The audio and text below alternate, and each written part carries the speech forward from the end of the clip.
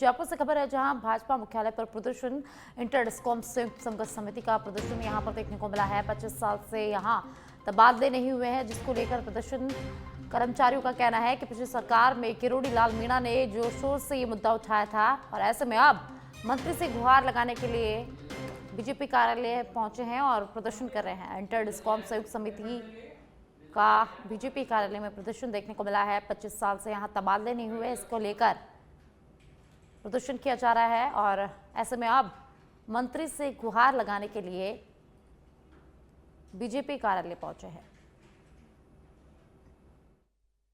एक डिस्कॉम से दूसरे डिस्कॉम में तबादले नहीं हो रहे और कर्मचारी, बिजली कर्मचारी वर्षों से आहत हैं, परेशान हैं, जबकि इस मांग को पूरा करने में 1 रुपए का भी वित्तीय भार सरकारों को नहीं आ रहा है। कर्मचारी अपनी पारिवारिक जिम्मेदारियों का निर्वहन नहीं कर पा रहे हैं। वो आए दिन बिजली हादसों में बिजली कार्य करते हुए दुर्घटनाग्रस्त हो रहे हैं, वो शहीद हो रहे हैं हर दिन।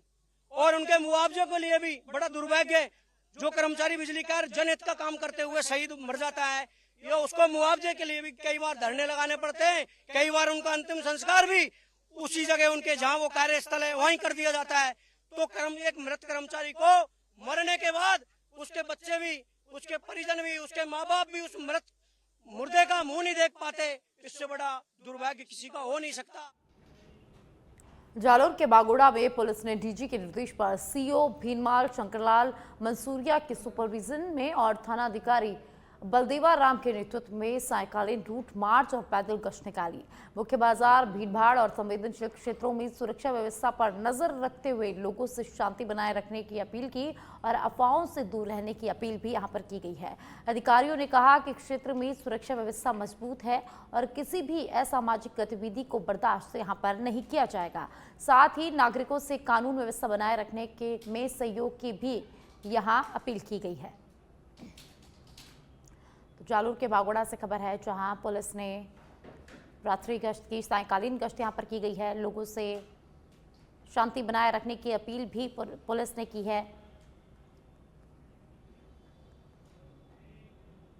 बांसवाड़ा वन रक्षक भर्ती पेपर लीक मामले में एसओजी ने 50,000 के इनामी और 9 माह से फरार झबरा राम को गुजरात पुलिस की मदद से गिरफ्तार किया है। सजियाली रूपजी राजा बेरी पचपदरा निवासी झबरा राम 3rd ग्रेड शिक्षक था और आरोप है कि उसने 23 लाख रुपए में पेपर खरीदकर करोड़ों में बेचा। वह लंबे समय से पेपर सोल्व रैकेट में सक्रिय था। गिरफ्तारी के बाद उसे कोर्ट में पेश कर 7 दिन की पीसी रिमांड पर भेज दिया गया, जिसमें और बड़े नाम सामने आने की संभावना जताई जा रही है।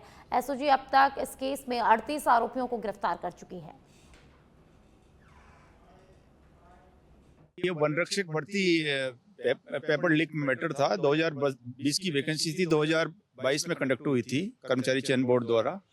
उसमें इस आरोपी ने, जो जबरा राम जाट है, उसको 50,000 का इनामी बदमाश है, इसको एसओजी जयपुर और गुजरात पुलिस के संयुक्त प्रयासों से ये डिटेन हुआ है, जिसको कल मेरे द्वारा इसको अरेस्ट किया गया है और इसको पेश करके 7 दिन का पीसी हमने लिया है। ये दरअसल में, पहले आपको जानकारी हो तो, बांसवाड़ा में जो हीरा राम सारण्य और छगन पारगी के मकान पे, अरविंद मालविया के मकान पे पेपर आउट करवाए थे और पेपर पढ़वा करके कई सारी वन रक्षक जो है उसमें आपके बांसवाड़ा में भी लगे थे, जिनको हमने पूर्व में गिरफ्तार किया है। ये वन रक्षक चाकसू पुलिस ने सरकारी राशि के गबन के मामले में 3 साल से फरार छांदेल कला के पूर्व सरपंच मांगीलाल बैरवा को गिरफ्तार किया है। पुलिस का कहना है कि आरोपी पर 5,000 रुपए का इनाम भी घोषित था। मुखबिर की सूचना और तकनीकी निगरानी के आधार पर मांगीलाल की लोकेशन की पुष्टि की गई और उसे निजी आवास की घेराबंदी कर हिरासत में लिया गया है। जांच अधिकारी राजेंद्र सिंह के अनुसार फरारी के दौरान मांगीलाल दिल्ली और पंजाब में कंस्ट्रक्शन कार्य में लगा हुआ था। उसके सरपंच कार्यकाल 2015 से 2020 से संबंधित है। सरपंच पर आरोप है कि पद से हटने के बाद उसने बायोमेट्रिक तकनीक का दुरुपयोग कर 16 नवंबर से 30 दिसंबर 2021 के बीच 9 चरणों में 86,000 रुपए सरकारी खातों से निकाल लिए और राशि का दुरुपयोग किया। वहीं गिरफ्तारी के बाद पुलिस ने आरोपी को न्यायालय में पेश किया, जहां से उसे न्यायिक अभिरक्षा में जेल भेज दिया गया। तो चाकसू से खबर है जहां चाकसू पुलिस को बड़ी सफलता मिली है। फरार आरोपी को यहां गिरफ्तार किया गया है। सरकारी राशि का गबन करने वाले पूर्व सरपंच को पुलिस ने गिरफ्तार किया है। पूर्व सरपंच मांगीलाल को पुलिस ने हिरासत में ले लिया है।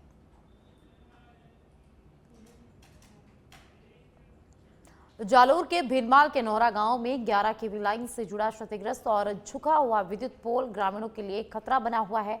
रोजाना इसी मार्ग से स्कूल विद्यार्थी गुजरते हैं, जिससे हादसे की आशंका यहां पर बनी हुई है। ग्रामीणों का कहना है कि कई शिकायतों के बावजूद बिजली विभाग ने अब तक पोल बदला नहीं है, जिससे नाराजगी यहां पर बढ़ गई है। ग्रामीणों ने चेतावनी दी कि समय पर नया पोल नहीं लगाया गया तो अनहोनी की संभावना है और बिजली विभाग से तत्काल कार्रवाई की यहां पर मांग की गई है। तो जालोर के भीनमाल से खबर है, जहां टूटा हुआ और क्षतिग्रस्त पोल ग्रामीणों की परेशानी को यहां पर बढ़ा रहा है और इसी रास्ते से रोज बच्चे जो है वो अपने स्कूल के लिए जाते हैं और जिससे बड़ी यहां पर हादसा होने की आशंका भी जताई गई है। तो बिजली विभाग से ग्रामीणों ने जल्द से जल्द नया पोल लगाने की मांग की है। अजमेर केकड़ी के बगेरा मार्ग स्थित बीज गोदाम के पास मंगलवार को एक महिला का शव मिलने से क्षेत्र में सनसनी फैल गई। मृतक की पहचान देवगांव गेट निवासी मंजू कंजर के रूप में हुई, जो मानसिक रूप से बीमार थी और सोमवार रात से घर से गायब थी। राहगीरों ने शव देखकर पुलिस को इसकी सूचना दी, जिस पर पुलिस उप अधीक्षक हर्षित शर्मा और थाना प्रभारी कुसुमलता मीना ने मौके पर पहुंचकर जांच शुरू की। शव को जिला अस्पताल मोर्चरी भेजकर पोस्टमार्टम करवाया गया है। पुलिस आसपास के क्षेत्रों में पूछताछ और साक्ष्य एकत्रित कर रही है। प्रारंभिक जांच में आत्महत्या या दुर्घटना की आशंका यहां पर जताई गई है, लेकिन मौत के कारण पोस्टमार्टम रिपोर्ट के बाद ही स्पष्ट हो पाएंगे।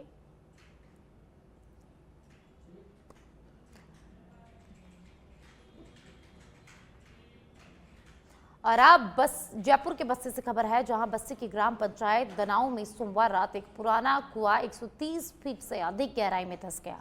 कुएं के पास मौजूद किसान की चेतावनी पर ग्रामीणों ने तुरंत पुलिस और एसडीएम डॉक्टर गरिमा शर्मा को सूचित किया। डॉक्टर शर्मा ने मौके पर जाकर निरीक्षण किया और सुरक्षा के लिए कुएं के आसपास नुकीले तार लगाकर लोगों को कुएं से दूरी बनाए रखने की हिदायत दी। माइनिंग भूवैज्ञानिक और संबंधित विभागों की टीमों को सूचित कर जांच शुरू कर दी गई है। प्रशासन ने ग्रामीणों से सभी पुराने कुओं की जांच कराने और बच्चों और पशुओं को कुएं के पास न जाने की अपील की है। ग्राम पंचायत दनाऊ कला में रात को एक कोठी थी पुरानी, 15-20 साल पुरानी, तो वह अचानक ही धराशायी हो गई रात को 8 बजे और उसमें फिर प्रशासन को सूचना दी गई। उसके बाद प्रशासन एक्टिव मोड में आया और सरपंच आकर के मॉनिटरिंग करके प्रत्येक प्रशासन को सूचना दे करके उनका अवगत करवाया। अवगत के बाद प्रशासन भी मौके पर पहुंचा और अब पूरी कार्रवाई चल रही। दनाऊ का क्या कुछ मामला रहा? कुआं अंदर धंसने की दनाऊ के अंदर कुआं धंसने की जो न्यूज़ है वो रात में प्राप्त हुई और सुबह हमने रात में भी यहाँ पे टीम भेजी हुई थी। सुबह यहाँ पे आके जांच करी है और जांच में हमने यह पाया है कि इसके लिए हमको एक्सपर्ट टीम बुलानी पड़ेगी। तो जयपुर से जियोलॉजिस्ट और माइनिंग डिपार्टमेंट से एक्सपर्ट आ रहे हैं। मीनवाइल हमने यहाँ पे सेफ्टी इंश्योर कर दी है, आसपास के एरिया को खाली करा दिया है और जो घर हैं उनको भी हमने उनके जो घर वाले हैं उनको बाहर निकाल दिया है। तो मीनवाइल ये हमारा स्टेप्स है और आगे एक्सपर्ट आने के बाद जो उनके इनपुट्स रहेंगे उस अनुसार हम यहाँ पे सेफ्टी इंश्योर करेंगे। राजस्थान हाईकोर्ट के निर्देशों के बाद सुल्ताना कस्बे में अतिक्रमण हटाने की प्रक्रिया तेज हो गई है। चिड़ावा तहसीलदार रामकुमार पुनिया के नेतृत्व में भू अभिलेख निरीक्षक और पटवारियों की टीम ने टेगड़ा बस स्टैंड से नरेंद्र एकेडमी स्कूल तक सड़क सीमा में अतिक्रमण माप कर चिन्हित किया है। तहसीलदार पुनिया ने बताया कि उच्च न्यायालय और जिला कलेक्टर के आदेशानुसार 29 दिसंबर को बड़े पैमाने पर अतिक्रमण हटाने की कार्रवाई की जाएगी। यह कार्रवाई चिड़ावा सुल्ताना रोड और चिड़ावा सोलाना रोड पर पावर हाउस से अटल सेवा केंद्र और Narendra academy school Kishorpura road तक की सड़क सीमा में की जाएगी। प्रशासन ने सभी स्थायी और अस्थायी निर्माणों का माप, जांच और चिन्हांकन शुरू कर दिया है। यह कदम वर्ष 2018 में आरटीआई कार्यकर्ता जितेंद्र सिंह ने दायर जनहित याचिका पर हाईकोर्ट के आदेशों के पालन में उठाया है।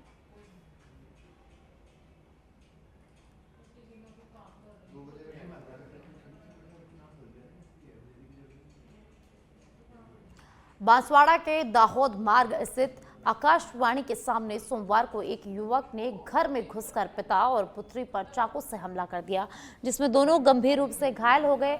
घायल पिता और बेटी को तुरंत जिला अस्पताल में भर्ती कराया गया है, जहां उनका उपचार चल रहा है। आरोपी अपनी बाइक घटनास्थल पर छोड़कर फरार हो गया, जिसे पुलिस ने जब्त कर लिया है और आरोपी की तलाश लगातार जारी है। तो बांसवाड़ा से खबर है, जहां एक युवक ने घर में घुसकर पिता और बेटी पर चाकू से हमला किया। हमले में पिता और बेटी दोनों गंभीर रूप से घायल हो गए। घायलों को जिला अस्पताल में भर्ती कराया गया है, जहां दोनों का इलाज जारी है। सूचना मिलते ही पुलिस मौके पर पहुंची है। आपको बता दें कि फरार आरोपी अपनी बाइक घटनास्थल पर छोड़कर चला गया, जिसे पुलिस ने अब जब्त कर लिया है और आरोपी की तलाश लगातार की जा रही है। ये 8-1 बजे सूचना मिली थी कि देवनाथ शर्मा मारुति शोरूम है टिकरिया रोड पर, उसके पीछे उनके मकान में घुसकर किसी ने चाकू से उन पर और उनकी बेटी साधना पर हमला किया है। पुलिस वहां पहुंची, तब तक अभियुक्त भाग चुका था। दोनों घायलों को हॉस्पिटल लाके भर्ती कराया गया है। पता लगा है कि जो देवनाथ शर्मा, उन्होंने बताया कि एक इनका पूर्व में सगाई कराई थी साधना की निखिल नाई है उससे, लेकिन बाद में पता चला कि वो शराबी है और बदमाश प्रवृत्ति का है। उन्होंने सगाई तोड़ दी। इसी बात से नाराज होकर घर में जाकर और जानलेवा हमला किया है। दोनों जेरी इलाजरत हैं और उसके बाद में अभी परिजन रिपोर्ट दे रहे हैं। प्रकरण दर्ज कर कार्रवाई और एक टीम लगा दी है जो कि उसकी तलाश कर रही है। ये भरतपुर के रुदावल में सड़क हादसे में सीएससी प्रभारी डॉक्टर राहुल गर्ग और उनकी पत्नी गंभीर रूप से घायल हो गए। वे भरतपुर से रुदावल ड्यूटी पर लौट रहे थे, तभी धाइना गांव के पास अचानक एक बच्चा सड़क पर आ गया। बच्चे को बचाने के प्रयास में कार अनियंत्रित होकर गड्ढे में पलट गई। पूर्व सरपंच पति राकेश गुर्जर ने ग्रामीणों के साथ मिलकर तुरंत एम्बुलेंस बुलवाई और दोनों को भरतपुर जिला चिकित्सालय भेजा गया, जहां उनका उपचार चल रहा है। हादसे के बाद ग्रामीणों ने सड़क पर सुरक्षा प्रबंध और स्पीड कंट्रोल व्यवस्था मजबूत करने की मांग की है। तो भरतपुर के रुदावल से खबर है, जहां एक्सीडेंट हो गया और एक्सीडेंट में सीएससी प्रभारी डॉक्टर राहुल गर्ग और उनकी पत्नी गंभीर रूप से घायल हो गई। मौके पर ग्रामीण पहुंचे। ग्रामीणों ने तुरंत इसकी सूचना एम्बुलेंस को दी, एम्बुलेंस को बुलाया और तुरंत उन्हें अस्पताल में भिजवाया, जहां उनका इलाज जारी है। आपको बता दें कि सड़क पर बच्चा आ जाने के चक्कर में, उसे बचाने के प्रयास के चक्कर में यह हादसा हुआ और इस हादसे में पति पत्नी दोनों गंभीर रूप से घायल हो गए।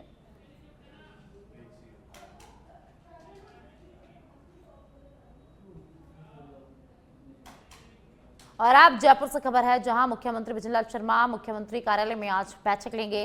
प्रवासी राजस्थानी दिवस को लेकर खान विभाग की समीक्षा बैठक होगी। खान विभाग की बैठक के बाद प्रवासी राजस्थानियों के चैप्टर्स के साथ संवाद करेंगे मुख्यमंत्री विजयलाल शर्मा।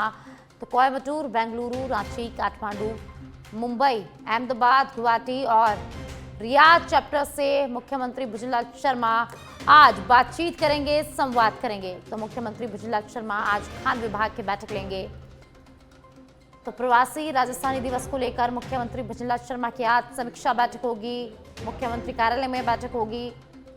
तो खान विभाग की समीक्षा बैठक लेंगे मुख्यमंत्री विजयलाल शर्मा और इसके बाद प्रवासी राजस्थानियों के चैप्टर्स के साथ मुख्यमंत्री विजयलाल शर्मा संवाद करेंगे। कोयम्बटूर, बेंगलुरु, रांची, काठमांडू, मुंबई, अहमदाबाद, गुवाहाटी और रियाद चैप्टर्स से मुख्यमंत्री विजयलाल शर्मा बातचीत करेंगे, संवाद करेंगे। तो आपको बता दें कि कल जयपुर में प्रवासी राजस्थानी दिवस मनाया जा रहा है। कल एक बड़ा आयोजन जयपुर में होने जा रहा है। मुख्यमंत्री विजयलाल शर्मा इसी की कड़ी में बैक टू बैक अधिकारियों की बैठक ले रहे हैं, संवाद कर रहे हैं। और आज मुख्यमंत्री विजयलाल शर्मा प्रवासी राजस्थानी दिवस को लेकर खान विभाग की बैठक लेंगे। उसके बाद चैप्टर्स के साथ संवाद मुख्यमंत्री का होगा। ज्यादा जानकारी के लिए पॉलिटिकल एडिटर लाल सिंह फौजदार मेरे साथ जुड़ गए हैं। लाल सिंह, मुख्यमंत्री विजयलाल शर्मा आज प्रवासी राजस्थानी दिवस को लेकर खान विभाग की बैठक लेंगे, क्या कुछ अधिक जानकारी है? देखिए साक्षी, बिल्कुल खान विभाग की समीक्षा बैठक के बाद 3 बजे से पौने 6 बजे तक लगातार मुख्यमंत्री कार्यालय में अप्रवासी राजस्थानियों के विभिन्न चैप्टर्स के साथ संवाद रहेगा, जिनमें कोयम्बटूर, बेंगलुरु, रांची, काठमांडू, मुंबई, अहमदाबाद, गुवाहाटी और रियाद के चैप्टर्स के साथ सीएम विजयलाल शर्मा संवाद करेंगे। क्योंकि कल राजस्थान सरकार का एक बड़ा कार्यक्रम है।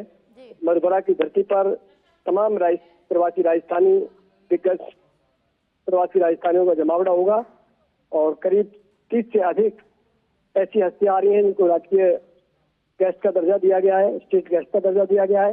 इसके साथ ही मुख्यमंत्री भजनलाल शर्मा उसमें शिरकत करेंगे, राज्यपाल चंडीगढ़ शिरकत करेंगे, राज्यपाल राजस्थान शिरकत करेंगे, पीयूष गोयल शिरकत करेंगे और कई बड़ी हस्तियां, उनका यहाँ सम्मान होना है। सुबह से ये कार्यक्रम शुरू होगा और शाम तक कार्यक्रम चलेगा। तो एक बड़े कार्यक्रम की जो तैयारी है पूरी हो चुकी है और कल राजस्थान की धरती एक बार फिर एक बड़ा इतिहास रखने जा रही है कि प्रवासी राजस्थानी के जरिए एक बड़ा निवेश राजस्थान की धरती पाएगा, जो न केवल राजस्थान की अर्थव्यवस्था को आगे बढ़ाएगा बल्कि युवाओं के लिए रोजगार के अवसर भी सृजित करेगा। जी बहुत बहुत शुक्रिया लाल सिंह इस तमाम जानकारी के लिए।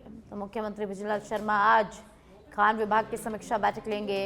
प्रवासी राजस्थानी दिवस को लेकर खान विभाग की समीक्षा बैठक आज होगी। तो खान विभाग की बैठक के बाद प्रवासी राजस्थानियों के चैप्टर्स के साथ मुख्यमंत्री भजनलाल शर्मा संवाद करेंगे। कोयम्बटूर, बेंगलुरु, रांची, काठमांडू, मुंबई, अहमदाबाद, गुवाहाटी और रियाद चैप्टर से मुख्यमंत्री भजनलाल शर्मा संवाद करेंगे, बातचीत करेंगे। तो कल जयपुर में प्रवासी राजस्थानी दिवस मनाया जा रहा है।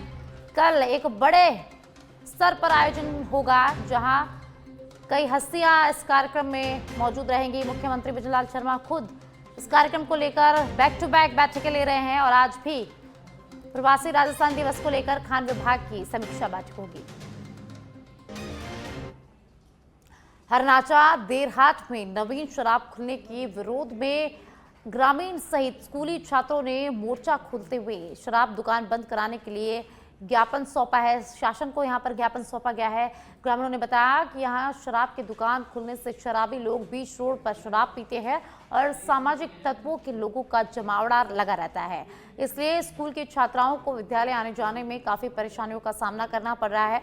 बता दें कि लगातार हो रही छेड़छाड़ को देखते हुए छात्राओं ने जमकर नारेबाजी की। वहीं ग्रामीणों ने छेड़छाड़ करते आरोपियों को पकड़कर लालपुर पुलिस के हवाले भी यहां पर किया है, जहां लालपुर पुलिस ने ऑपरेशन मजनू की तहत मन चले युवकों के ऊपर कड़ी कार्रवाई करते हुए मेन रोड पर जुलूस भी निकाला है।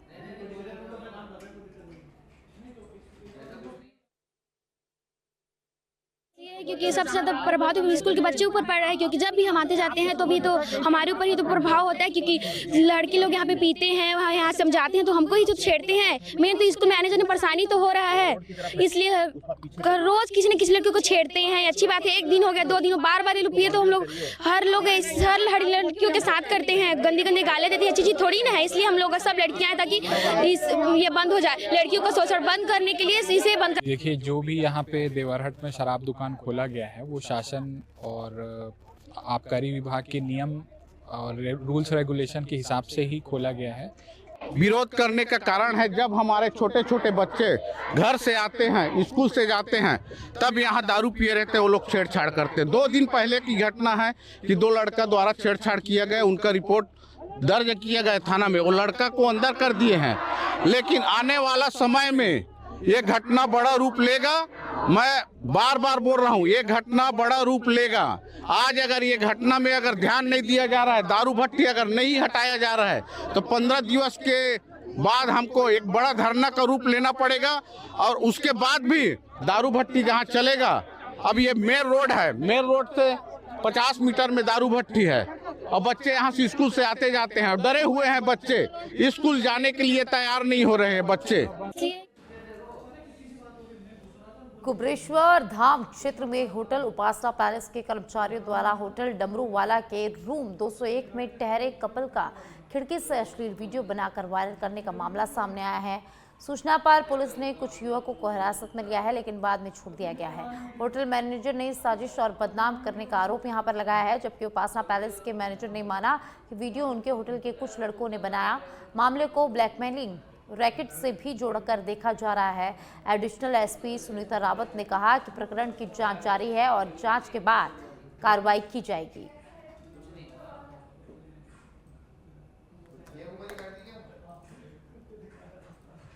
तो होटल कर्मचारियों ने कपल का अश्लील वीडियो अपने फ़ोन में रिकॉर्ड किया। पुलिस ने युवकों को हिरासत में लिया, लेकिन बाद में उन्हें छोड़ दिया गया। होटल मैनेजर ने इसे साजिश बताया है। वहीं मामला ब्लैकमेलिंग एंगल से भी जोड़ा जा रहा है और मामले की जांच लगातार की जा रही है।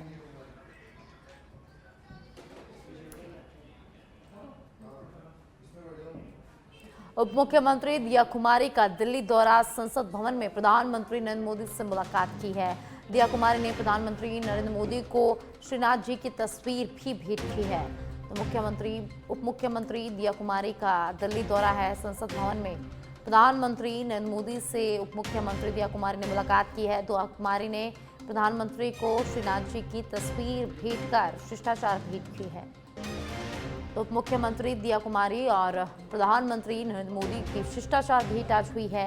दिल्ली के संसद भवन में ये मुलाकात हुई है। आपको बता दें कि उप मुख्यमंत्री दिया कुमारी अभी दिल्ली दौरे पर हैं, दिल्ली पहुंची और उन्होंने दिल्ली पहुंचकर संसद भवन में प्रधानमंत्री नरेंद्र मोदी से मुलाकात की। प्रधानमंत्री नरेंद्र मोदी को श्रीनाथ जी की तस्वीर भी उप मुख्यमंत्री दिया कुमारी ने भेंट की और उनके साथ शिष्टाचार भेंट यहाँ पर हुई है।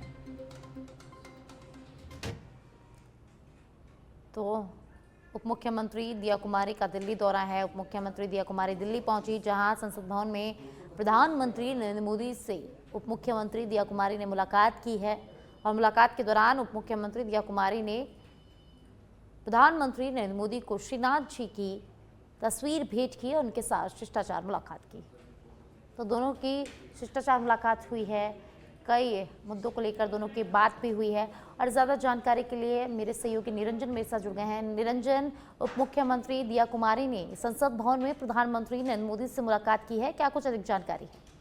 बिल्कुल साक्षी, देखिए जो तस्वीर है आप देख रहे हैं स्क्रीन पर, डिप्टी सीएम दिया कुमारी जी जो है उन्होंने जो है प्रधानमंत्री नरेंद्र मोदी जी से यहाँ पर शिष्टाचार भेंट की है और उन्होंने इसकी जानकारी जो है वो सोशल मीडिया पर पोस्ट डालकर जो है वो दी है। उन्होंने लिखा है कि दिल्ली में विश्व के सर्वाधिक लोकप्रिय नेता एवं भारत के यशस्वी प्रधानमंत्री आदरणीय नरेंद्र मोदी जी से आत्मीय शिष्टाचार भेंट करने का सौभाग्य प्राप्त हुआ।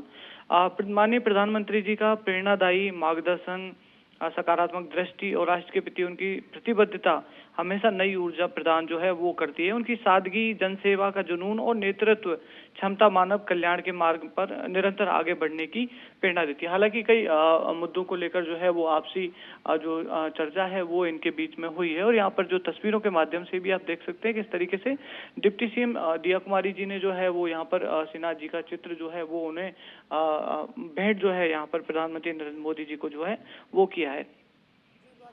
शुक्रिया निरंजन इस तमाम जानकारी के लिए।